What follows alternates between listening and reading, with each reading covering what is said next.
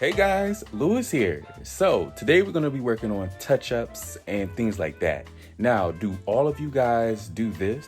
A year has gone by. I got all these colors. What color did I use for the roof? What color did I use for the trim? Was it this green or was it this green?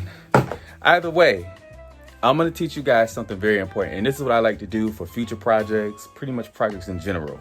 Always keep track of your colors because you never know. It could be a year from now. It could be 2 months from now. It could be 2 days from now. You might get that scratch. You might get that nick. You might get that ding where you have to scratch and, paint and more paint because who wants to start all over on a paint job for a little spot that don't touch up?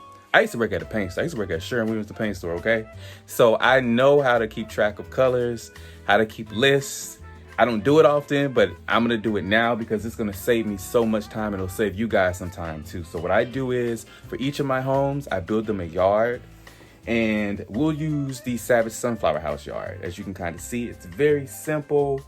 It's not really big. It's easy to keep up with and maintain. Now, under the house, as you can kind of see, and I'll flip it over so we can look at this together because I ain't looked at this in a while. Like, it's been a long time. So I like that I did it this way, and I say that because you see that I have the name of the house, I have when I started, I also have, the colors that I use for the trees, the porch, the furniture, the copper roof, I have all of that down there, and I also have the color name, I have the color brand, and also I have the barcode. You guys also want to write down your barcode too because you don't want to go inside of a store like Hobby Lobby's or Michael's and they have the same color. That's why you got to check them barcodes because sometimes you do mess up like that. So I also have where I even got it from. Either it was Hobby Lobby, Michael's, Walmart. It's going to make it so much easier down the line when you are like, oh my gosh, what color did I use for that roof? Did I use a light brown? Did I use a golden brown? Oh my gosh. I even do this for wallpaper too. So for example, if I'm working on a wallpaper room, go ahead and I'll take notes on it and see if I can find it again. Sometimes I'm really lucky, sometimes I'm not, but as long as I have that barcode of the book that it came from, I should be good. If you guys don't know, this is the home that started it off for me. I'll just say it like that. This was the first home that I built like on my own as far as a non-kit version goes. This was my Easter house. It still is my Easter house. Although this is the Madam Walker kit, I decided to give it a new name, give it a new look. And I'm really happy about it because I built this house from scratch and I built the next homes off of this house. And that's something I'm really proud of. So going in the inside of the house, you can kind of see where, and I hadn't touched this house in a while. I have moved it around. You can kind of see where I might need to touch up here. Just touch up a little bit of the areas in the back. Now I'm trying to retrofit a lot of my homes, meaning I'm giving them a better foundation. So sometimes I might have to remove these windows, cut around it. And you know what, guys? That's called touch-up work.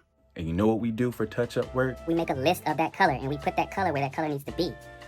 So speaking of that, let's just say if I was using give me a good example. Let's see.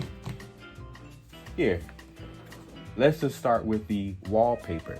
Now, this particular wallpaper, either be this, or that. I don't know off the top of my head what book that came from. I don't know where I got it from off the top of my head, but I can tell you under the house with the yard, there are notes that I took that let me know where I got it from, what the barcode was, how can I get more? Because time after time, a lot of times, sometimes we'll touch this, we'll touch that, we'll get fingerprints on it. We might be talking, something flies out and gets on it. Just in general, we might like this. Same color, same atmosphere. We might want to take it to a new home. Meaning, oh, I like that wallpaper. I'm going to try that in a new home, but where did I get the wallpaper book from? Or where did you get that from? A lot of times people ask you, where did you get that wallpaper from? And sometimes I'm like, oh, I got it from such and such, but I can't really tell them more. Like, I can't give them a barcode because I don't have anything. But now I do. So, yeah, that's pretty much it for the touch-ups and, always keeping track, keeping lists. But you guys enjoy your day. Happy crafting. And you guys take care.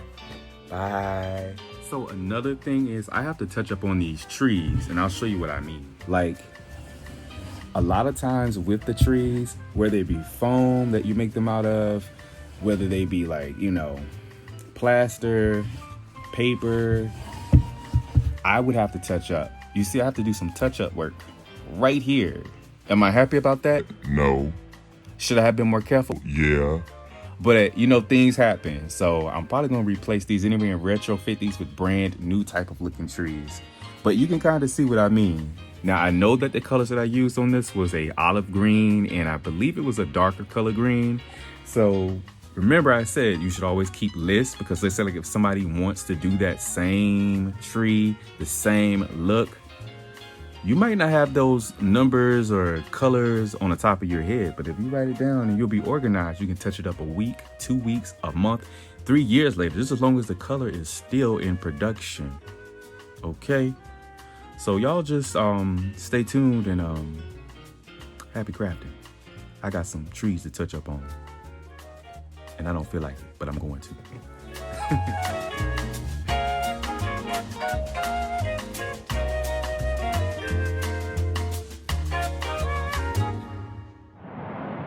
Hey guys, this is Lewis. All big dreams start out small, but I need your help. What I like to do is turn this house into a kit, but I need funding for it. So if you guys don't mind contributing to my GoFundMe account, I'd be very grateful so I can launch a successful kit line. My financial goal is to raise $15,000 just to cover things like power tools, access to a bigger workshop, building materials, in other words, windows, doors, lights, trim, etc. And of course, hiring some helping hands, because y'all know I can't do this all alone. The link to it is in the description. Once again, thank you and happy crafting.